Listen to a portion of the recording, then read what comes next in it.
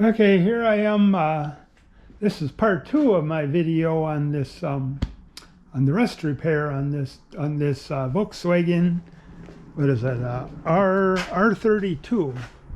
And yeah, I got the patches on there now, and I got them welded. They're kind of spot welded. This thin metal, it's pretty tough to run. If you want to do it right, you want to run a continuous bead around there, because the water can get in between these, and then it makes a Bondo bubble and all kinds of weird stuff. But I think what I'm going to do is just maybe grind it like that much right there, and all the way along there, and then put some filler from like here to here and stuff. And I'll have to beat that in a little bit there, but the yeah, it's coming right along. I got you can see how I had to patch it. Yeah, that's all welded in there, and spot welded, I should say.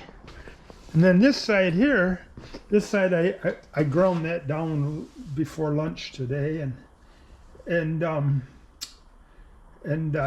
yeah, this I've been kind of sanding on this stuff a little bit, trying to get some of the glue off. What they do with these hoods is that you have the outside part, then you have the inner part, and then between the two layers of tin on the hoods, they use this glue, and keeps the hood from fluttering when you're going down the road and stuff. And so I gotta get that stuff off there, and I kind of ground it off a little bit there. But yeah, you can see this side here was a little bit worse than the other side. I had to make these patch. I had to make this patch all the way along here, both sides, and I had to kind of ground it down underneath here. Yeah, I think this will be an all right job. I'm gonna put some Bondo on here, and like I say, make it look a little better. I kind of use this. Let me see if I can find the. Oh yeah, right here. Yeah, this is what I use to for like grinding down these welds and stuff. It's not so hard on the metal, because like I say, this metal here isn't very thick anyway. Well, that metal isn't very thick either. So, but yeah, these flap discs, they're pretty good for that type of thing. This one's kind of wore down and full of paint and stuff, and so, but yeah, I think maybe after I get it get the welds ground down on this side, and I'm gonna beat some of this in with a hammer a little bit, because if I Bondo it up right where it is, it'll be kind of high, and then it'll be sticking out past the door, and it won't look quite right. So I'll see if I can beat it down a little bit, and yeah, I'll start up my video again, and maybe I'll add to it once I get some Bondo on there, and maybe even some primer, and then I'll fire it up again. So.